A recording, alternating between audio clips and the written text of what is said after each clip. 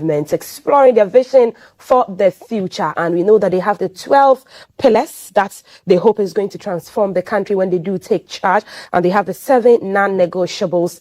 You can join our conversation by sending us a WhatsApp message on 055 556 1034. We're streaming across social media, GTV Ghana, on YouTube at the GBC Ghana. This morning, the one in charge of the discussion for the New Force movement is Hubert Baidoo. He's lead economic analyst. Good morning, Hubert. Good morning. Welcome to the show. Thank you. Thank you. So we heard from the leader of the New Force, nanakwamebediako, when he launched the manifesto and the policies, the transformation, the big transformation plan and agenda. So there's one on the currency revitalization, which is part of the 7 non-negotiables. And we'll get to that, and Hubert will break that down for us. But Hubert, what's the core ideology that nanakwamebediako and the New Force movement is trying to drive to be able to transform Ghana? Well, good morning once again. Good morning to all the New Force members, especially to nanakwamebediako. If you make an attempt, Multi, to get into the mind of nanakwamebediako, what you see is a very successful young businessman who is concerned about where the country is heading to. And he seeks to move the country from reckless spending to a realm of investment and purchasing. And once you get into that realm, you are thinking of prudential management. And the practice of prudential management emanates from a conviction of what is ethically and aesthetically right. And most importantly, what is economically expedient. This is the main agenda of nanakwamebediako: investment and development, making the country profitable and great. Okay. Investment, development, making the country profitable. Let's go through the 12 pillars of economic freedom proposed by the New Force movement. I mean, it spans from gold to, agriculture, transportation, water. I remember when he mentioned taking the sea to Kumasi or expanding the waterways to the Ashanti region, and maybe the concept didn't go down well with a lot of Ghanaians because they kept saying, how is this possible? So kindly walk us through what the apostolic governance seeks to do. Well, the apostolic governance is simply running the country with just 12 ministers, and a president. And I know that some Ghanaians think this is not achievable, and it's not realistic, but it's not their fault. Ghanaians conceptually are aware and know what they want, but experientially, politicians and bad leadership have made us believe that what we want is not achievable. And if we are ever going to achieve it, we need a largesse of ministers and civil servants. And the president has to single-handedly appoint 6,000 people, of which majority are unproductive. This is what we want to put an end to. We want to run the leanest and most efficient governance model ever in the history of African politics. This is the apostolic governance. Well, does it still go to say that the fewer the better? I mean, couldn't a fewer ministers still loot and share? Well, the essence is not about looting and sharing. The essence is about efficiency. And the engineers will tell you that less is more. We have built a culture of the desire for clutter. And when you get into engineering, it can be financial engineering, it can be mechanical engineering, you see that there is beauty in simplicity. So it's not about the looting and the sharing, it's more about the efficiency. Right. So, let me bring in some of the things that the New Force, your leader, has said that he would do. Connecting regions, the 16 regional, development plan. I heard him say that the Western region is the richest region in the country, $412 billion worth of minerals, agric, all of what we need to transform our economy and not be, dependent on foreign support or help. What is the plan for the regional transformation, the 16 regional transformation as well? Great question. Our country has gotten to a point where we have to be serious. And by that, we mean that we have to get every region activated. And the way you do that is to first deconcentrate the capital. Okay. And next, you have to devolve power from the central government. And the next, you have to make the country truly fiscally decentralized. Don't you say that's already happening with the district assemblies? No, it isn't. It's a facade. It's an illusion of democracy. You know, our constitution makes the president a de facto dictator. Does it? Yes, it does. And these are some of the things we seek to change. We want to make every region profitable. And that's why we are not going to appoint regional ministers. Okay. The regions must be run by CEOs. So we tell Ghanaians that we need to run the regions with 16 CEOs who have actual executive duties. These CEOs are to oversee, supervise, and make sure that the industries we are going to set up deliver and they meet set KPIs. And so you mentioned the Western region. The Western region has attributable mineral resources, nominally, of about $412 billion. And if you consider compound annual growth rates or growth return of gold alone, and you make a 10-year projection, you are talking about $1.5 trillion of wealth in the central Western region. And you cannot say that they feel this in their pockets. But why has it happened this way? This is what we want to change. We want to make all the regions work again. Okay. Want to make all the regions work again? Let's break it down. The regions have food. They have water transportation. They have mineral resources. If you're connecting the regions, making them independent on their own, what's the big plan with transportation, with carting goods from the farms to market centers, from the regions to the capital for export as well? Yes, we have said on several platforms that Ghana is at a point where we have to find the locus of the line of least resistance.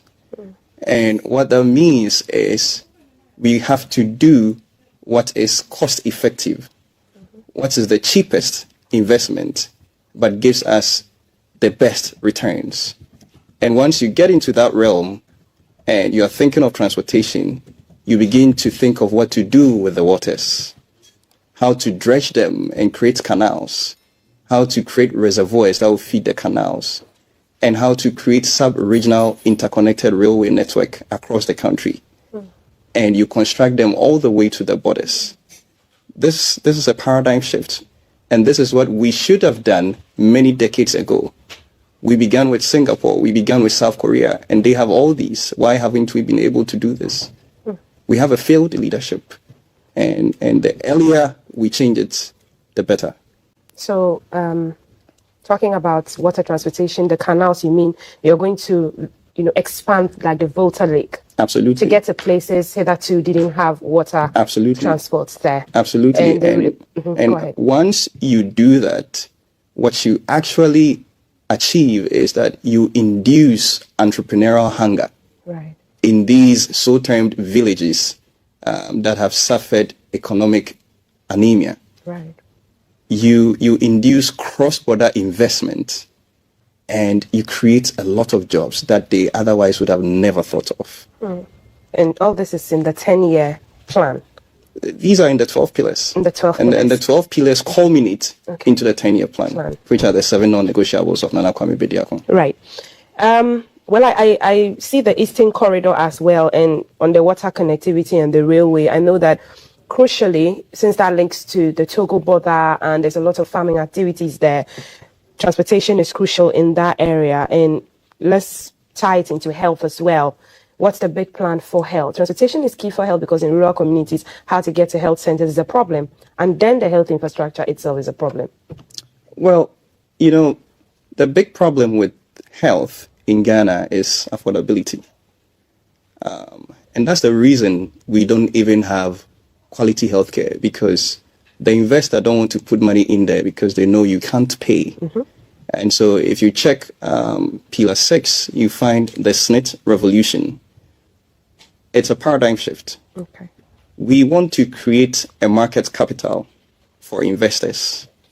And what we want to do is that we want to change the usual waiting period of 35 to 40 years before you get your SNIT benefit. We want to turn the SNIT into a state insurance corporation where you can access your claim after 5 years of contribution. And this claim will cover health, accommodation, and education. Okay. We have found that these are the 3 basic needs of Ghanaians, and those basic needs don't change with age. They are constant. And once we are able to do that, we can create a market capital that gives investors cashback guarantee, and then they can build the health facilities.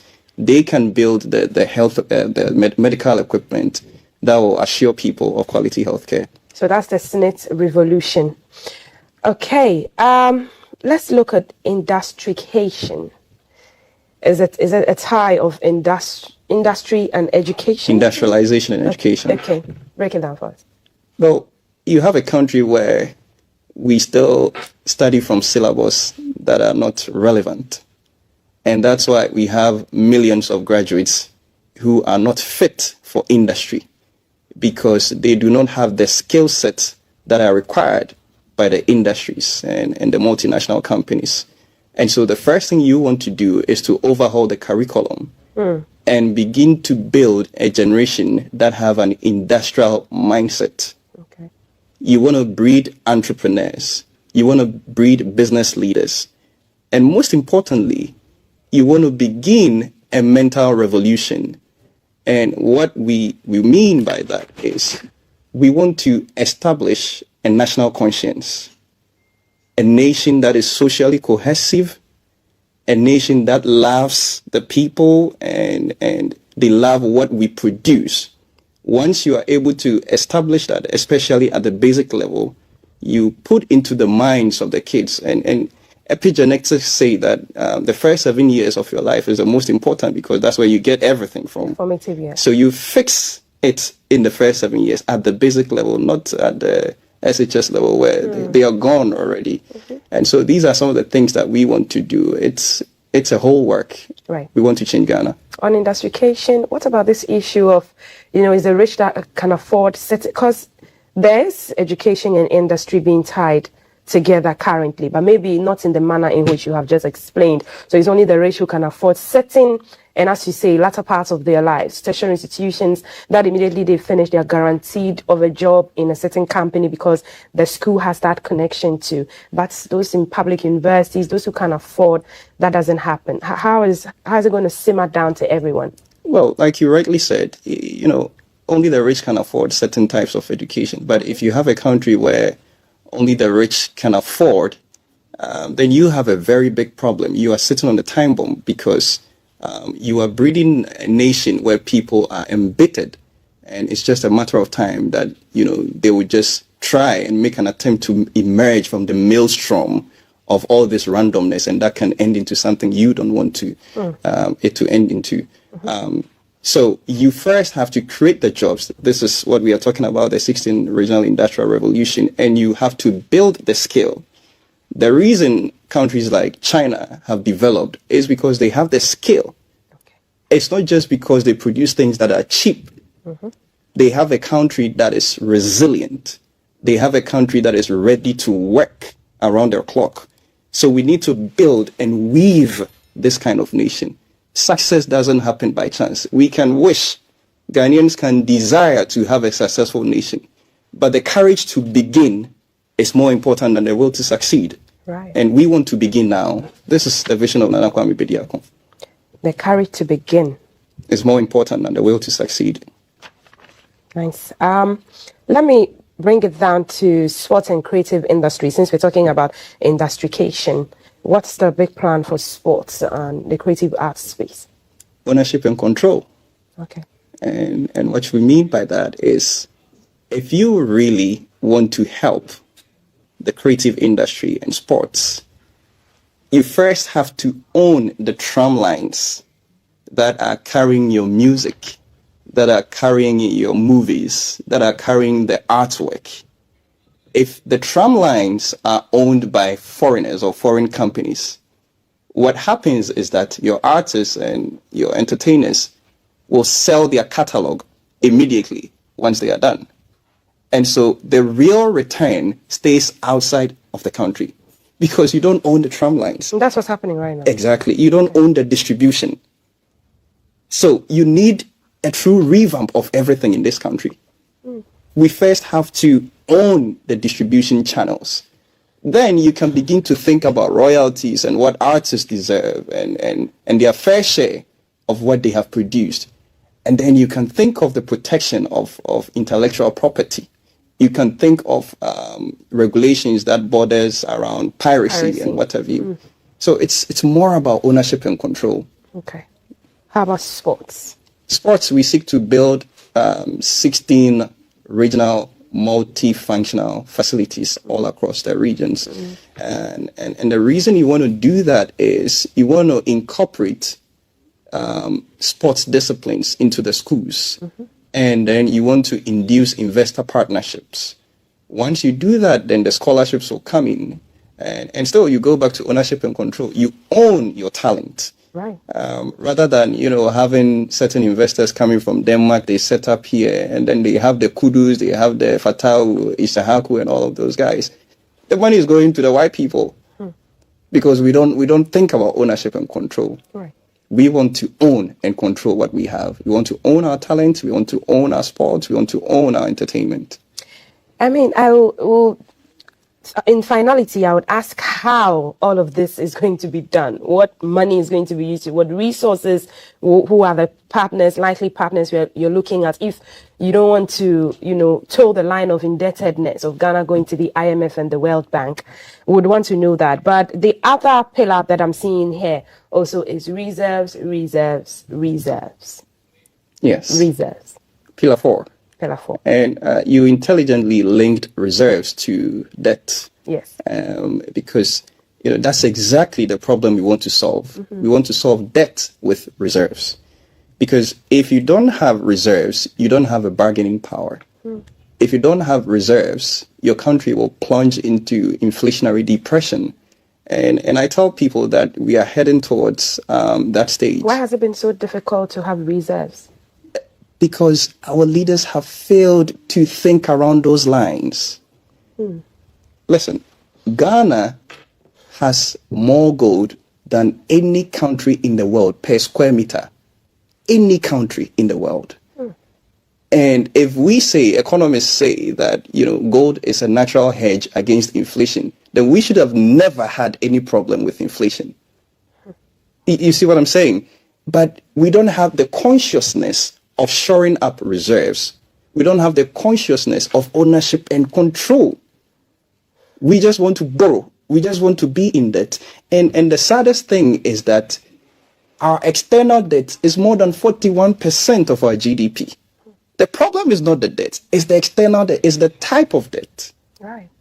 Because Japan has more than 105% of their GDP as debt, but that debt is owned to Japanese. The debt is denominated in the Japanese yen. Currency. If your debt is denominated in euros and US dollars and you don't have reserves, the country will fail. Listen, the only reason Ghana has not collapsed and has not imploded yet is because Ghanaians are living vicariously through the diasporans. These guys are holding Ghana. They are pumping more than $6 billion into the country every year. They are building their houses. They are doing all the developments in the country. And they don't even have a say in our democratic process. They are holding the country.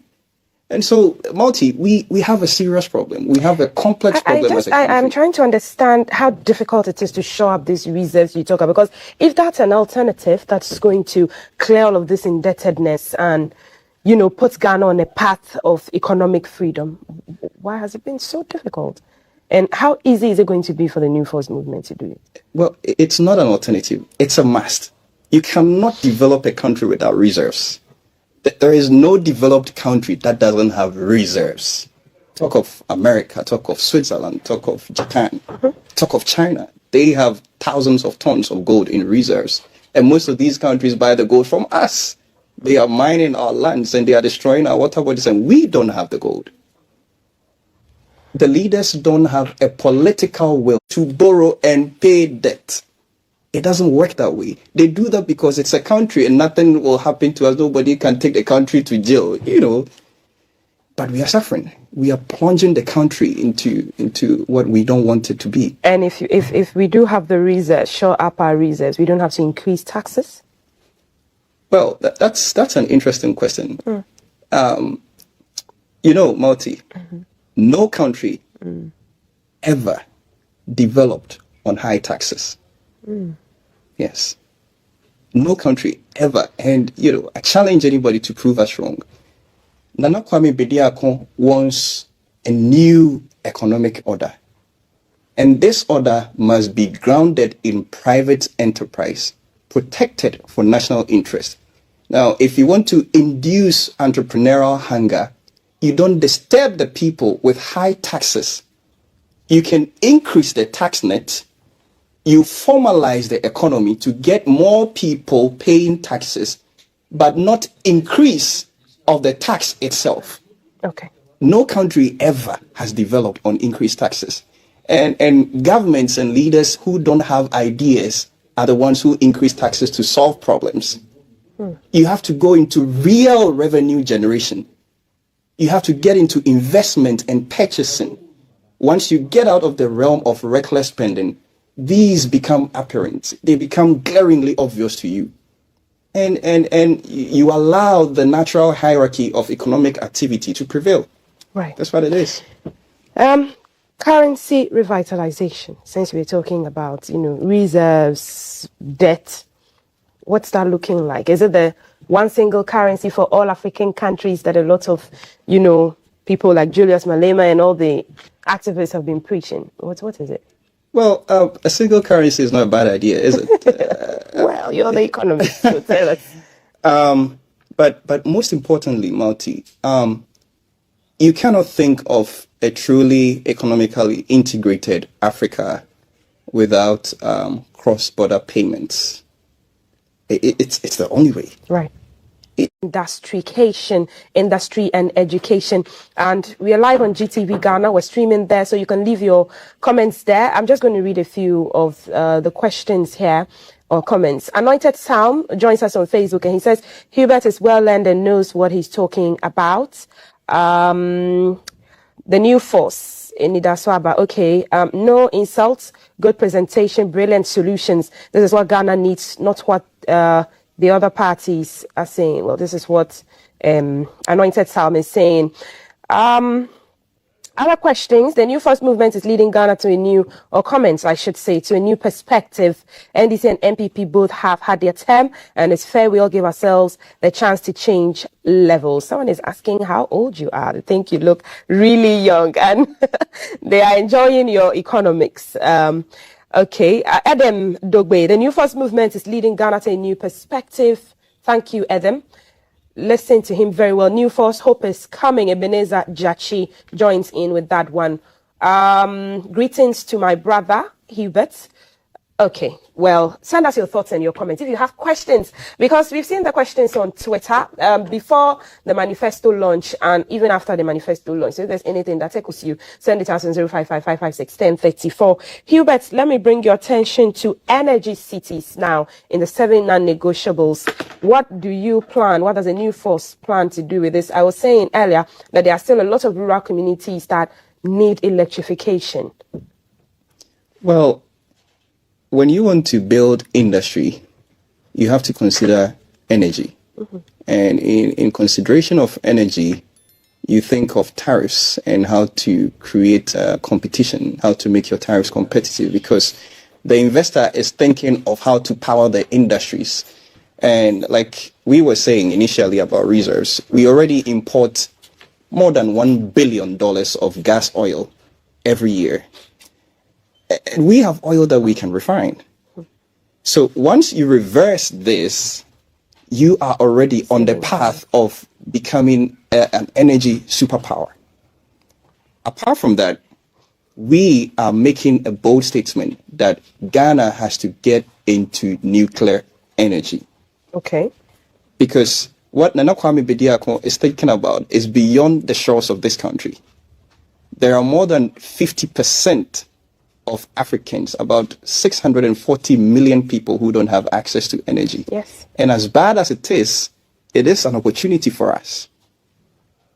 If we don't do this as a country and as a continent, we will forever be in the palms of, the imperialists. And we're talking, the talk is about green energy now. What are we looking at? Solar, electric cars? Well, you need a power mix. Okay. So you have to have a consolidated energy source. You have to have the hydro, which we have already, the thermal, which we have already, and we have to go big into solar farms. We have to go big into windmills. We have to go big into biomass because we produce a lot of waste and we are not using it for anything. But you need the nuclear energy. The initial cost is massive, but it has a half-life of 40 to 60 years. So the benefit is enormous. And that's what I keep saying, that we have to find the locus of the line of least resistance. What investments can we make as a country and receive the maximum return? Okay. Without the energy city, we can't power the 16 industries that we seek to build.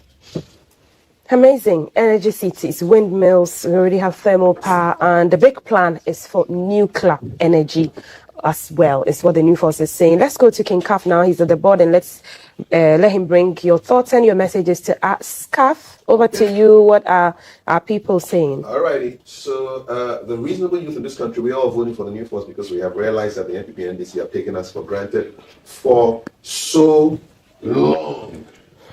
More messages, 055-556-1034. And he wants to ask about the paradigm for persons with disabilities. There's a question there. Okay. Good morning, Multi and Hubert. Very intellectual questions and dispositions. What is the future of the freedom pillars granted the challenges of the South-South dialogue? So you want to take that, Hubert? Hubert. Or we take some more? I want to know how the New Force intends to raise the $50 billion from other African nationals owning Ghanaian passports. Okay.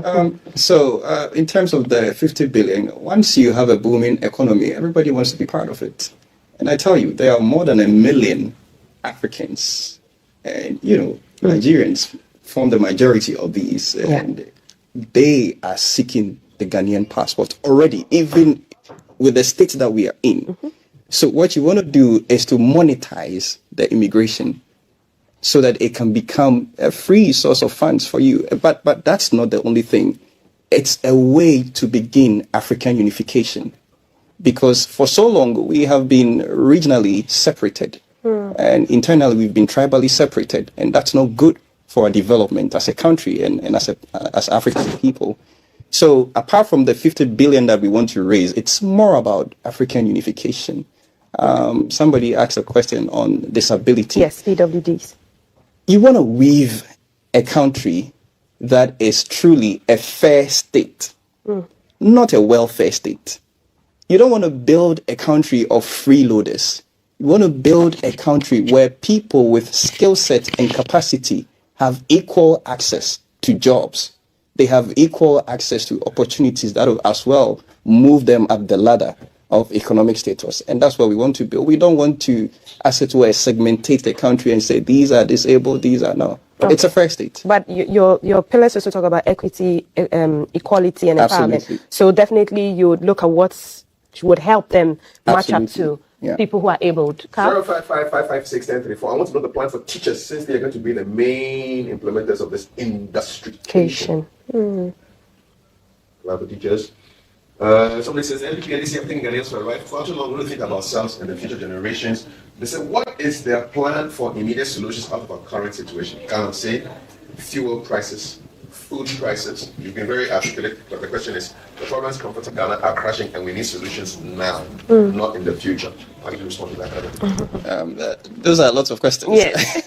There's one on teachers and then on Galamsey. Let me rush through quickly. Okay. With the teaching, we already discussed the SNET revolution, which is to create a market capital for the education, the housing, and the health sector. Once you have that market capital and investors are coming in, they are building the schools and they are paying the teachers. So, it's like they own the teachers and they have to pay them well. It's not on the government anymore. They are paying them top city, not top dollar, top city. Who are these investors? Are they Ghanaian? It can be anybody, because if you're building a country, you're looking at domestic investments and FIIs and FDIs. So wherever the money is coming from, we seize it. You seize the money. We'll give you a last word on Galamsey, but CAF still has some more. Okay, so a lot of people are excited about the conversations. We need a new force to build the named citizens of the NDC NDP jail.